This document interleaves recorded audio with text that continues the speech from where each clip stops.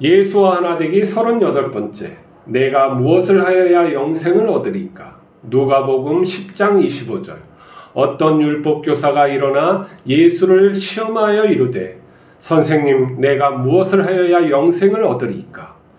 예수님은 자신을 시험하는 율법교사에게 하나님과 이웃을 사랑하라고 하십니다. 율법교사는 누가 내 이웃이냐고 묻습니다. 죄인들까지 사랑하라고 하면 따질 것입니다. 예수님은 사마리아인 비유로 도움이 필요한 자가 내 이웃이라고 합니다. 우리는 선한 사마리아인 비유를 어려운 이웃에게 선행하라는 것으로만 이해해서는 안 됩니다. 우리는 선한 일을 할 수 있지만 그렇다고 우리의 본질이 선해지는 것은 아닙니다. 우리의 선한 행동이 사람을 구원하는 것도 아닙니다. 죄인은 예수님으로 거듭나지 않으면 구원받을 수 없습니다. 죄인은 오직 말씀과 성령으로 변화됩니다. 영생은 우리가 무엇을 해서 보상으로 받는 것이 아니라 하나님께서 죄인에게 은혜로 주시는 선물입니다. 예수님은 율법교사에게 내가 죄인인 것을 알고 하나님께 은혜를 구하라고 알려주신 것입니다. 예수님을 믿고 성령을 받으면 크고 영화로우신 하나님의 자녀가 됩니다. 우리의 육체의 죄성은 남아있지만 더는 정죄받지 않습니다. 우리의 과거의 죄는 우리를 부인하게 하고 기도하도록 이끕니다. 누가 죽어가는 죄인을 구원할 수 있는 분입니까? 죄인을 하나님의 자녀로 구원하실 수 있는 분은 선하시고 전능하신 하나님뿐입니다. 예수님은 모든 사람을 차별 없이 사랑하는 하나님입니다. 우리는 예수님의 마음과 눈으로 사람을 보아야 합니다. 예수님 안에서 도움이 필요한 자를 도와야 합니다. 하지만 영생은 영원한 생명이신 예수님과 함께하는 것입니다. 예수님께서는 우리와 하나 되어 우리를 크고 영화로운 존재로 창조하여 영생하게 하셨습니다. 영생은 무엇일까요? 영생은 하나님과 함께하는 것이죠. 생명이신 하나님과 함께하는 것이 내가 영생하는 겁니다. 그러면 죽음은 무엇일까요? 생명이신 하나님과 멀어지는 것이 죽음으로 가는 길이죠. 그래서 하나님과 멀어지는 것은 죽음이고 하나님과 함께하는 것은 영생이죠. 그러면 이 영생은 우리가 어떠한 선한 일을 했을 때 하나님께서 주시는 선물일까요? 하나님께서는 우리가 어떠한 일을 행하여야지만 이 영생을 주시는 것일까요? 많은 사람들이 이 영생에 대해서 보상으로 생각하는 거죠. 믿어야지만 구원받는다 하는 것도 어쩌면 이 믿음이라는 것을 이 조건으로 생각할 수가 있는 것이죠. 그렇지만 성경에는 어떻게 돼 있어요? 믿음이 하나님께서 주신 선물이다 하고 말씀하고 있어요. 그러면 그 선물은 은혜라는 것이요. 우리가 은혜로 구원받는다는 거, 믿음으로 구원받는다는 거, 그 믿음이 은혜라는 것 또한 우리가 깨달을 필요가 있는 것이죠. 믿음은, 하나님을 향한 믿음은 우리가 하나님께 향하는 그 마음은 있어야지만 그렇지만 본질적으로 하나님께서 우리를 만나주시지 않으면은 우리는 믿음이 생기질 않아요.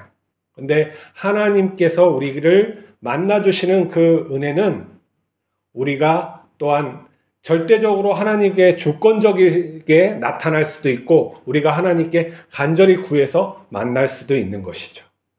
그렇지만 그 본질적으로 하나님께서 우리를 갖다가 만나주시지 않으면 우리는 믿음이 생기지 않는다. 하나님께서 자신을 드러내 주시지 않으면 믿음이 생기지 않는다는 걸 잊지 말아야 돼요. 그래서 이 우리가 구원의 모든 과정이 하나님의 선제적인 은혜가 있었음을 우리가 깨달을 필요가 있는 것이죠. 우리가 부르시기 전에, 부름을 받기 전에 우리를 하나님은 아시고 불러주셨다는 것을 잊지 말아야 하는 것이죠. 우리의 인생을 돌아보고 해서 우리가 어떠한 의의를 쌓아서 하나님이 응답하신 게 아니라는 거예요. 하나님이 뜻대로 우리를 부르셨다는 것을 잊지 말아야 돼요. 죄인을 부르시는 하나님. 거기에서 우리가 하나님의 은혜를 받은 것이죠. 자, 이 세상에 굉장히 의롭게 살아가는 사람이 있어요. 그 사람은 구원받을까요? 이런 것이 우리 안에서 많은 질문이죠. 예수님은 믿지는 않는데 구원받을까요? 의롭게 살아가는 사람은 구원받을까요? 그러면 우리는 이렇게 할 수 있죠. 하나님의 뜻대로 하신다는 거예요. 하나님의 뜻은 우리가 다 알 수 없어요. 회개하고 예수님을 믿으면 당연히 구원받죠. 근데 예수님을 모르고 죽는 사람도 많아요. 의롭게 살아가서 죽는 사람도 있죠. 굉장히 우리 보기에. 근데 그 사람이 죄인임을 우리는 또 잊지 말아야 돼요. 그러면 그는 예수님을 안 믿었기에 지옥 갈까요? 예수님을 몰랐는데. 그래서 예수님, 베드로 사도는 이렇게 성경에 써져 있죠. 죽은 자들에게 복음이 전파됐다 하는 거예요. 이만큼 하나님께서는 모든 생명, 모든 죽은 자까지도 구원의 기회를 주신다는 거예요. 우리가 선하신 하나님을 오해해서는 안 돼요. 그러면 우리의 그러한 누가 구원받고 누가 구원받지 않을 걸, 그것이 중요한 것이 아니라 결국은 내가 어떻게 하나님을 향해서 믿음을 가지고 사느냐 하는 것이 더 중요한 거죠. 오늘의 나의 삶, 오늘의 나의 삶에 집중을 해야 돼요. 결국에는 나의 삶이라는 것은 지금 이 상황에 초점이 맞춰져 있는 거예요. 내 과거나 내 미래는 이 나의 지금 삶에 초점이 맞춰져 있어요. 그러면 내 이 지금에 있는 삶 속에 하나님의 뜻이 무엇이며 하나님이 동행하시는 그 길이 무엇인지 내가 기도하고 말씀 보고 따라가는 하루하루의 삶이 나에게 무엇보다 중요한 거예요. 어떠한 궁금증은 있을 수 있으나 내 삶 속에서 하나님이 하시는 그러한 인도하심을 내가 오늘 따라갈 때 내가 모든 의문이 사라지는 거예요. 나라는 존재는 사실은 규정하기가 매우 어려워요. 종합적인 자아죠. 하지만 이것도 내가 변화되는 거예요. 내 삶이 어떤 것을 선택하느냐에 따라서 많이 변하게 돼 있어요. 내 생각이 많이 변한단 말이죠. 하나님께 와서 예수님의 뜻대로 성령으로 거듭난 사람은 예수님을 향해서 나아가야 되는 것이죠. 예수님의 삶을 따라갈 때 나의 형상이 성령의 기반을 가지고 새롭게 만들어지는 거예요. 내가 그 삶을 갈망하고 살아가지 않으면 내가 자녀됨의 삶을 살아갈 수가 없는 것이죠. 그러면 당연히 하나님의 자녀의 영광이 드러나지가 않아요. 자, 지금 율법교사가 착각한 것은 무엇을 해야 내가 영생을 받을까 하는 그런 것과 예수님을 허점을 찾아서 내가 넘어뜨리겠다 하는 그 교만함이 있는 거예요. 하나님께서 주시는 선물을 갖다가 나의 보상으로, 그건 뭐냐면 나의 의가 있는 거죠. 내 의로 무엇인가 하겠다는 착각인 것이죠. 우리가 예배드리고 헌금하고 무슨 어떤 행사에 참여하고 봉사하는 이것으로 하나님을 기쁘게 한다, 이게 착각인 것이죠. 하나님은 우리와 함께 하시는데 나에게 모든 것을 주시고 나를 존재케 하시는 분이신데 내가 어떤 것을 해서 그분이 무엇을 준다, 이게 착각인 거예요. 나의 모든 기반과 내 자신까지도 하나님의 것이에요. 그러면 하나님의 뜻대로 내가 사는 게 더 중요한 것이죠. 그렇게 사는 거예요. 근데 내가 이 사마리아인처럼 모든 사람의 곤란한 점들을 다 해결해 줄 수 있는 존재인가, 이걸 우리가 돌아봐야 돼요. 예수님은 다 그렇게 항상 하고 살라고 하는 게 아니에요. 우리는 그런 능력이 없어요. 그렇기 때문에 우리가 기도하고 예수님의 말씀을 따라 살려고 하는 거예요. 모든 사람을 갖다가 살게 하시고 하나님의 그 선하심을 따라, 선악을 따라서 그렇게 살리고 죽게 하시는 분은 하나님뿐이 없어요. 그러면 우리가 하나님 앞에 겸손해야죠. 나의 삶 속에서 겸손한 삶을 살아가야 되는 거예요. 혹시 우리 앞에 정말 곤란하고 힘든 사람이 있으면 그 사람을 도와야 되죠.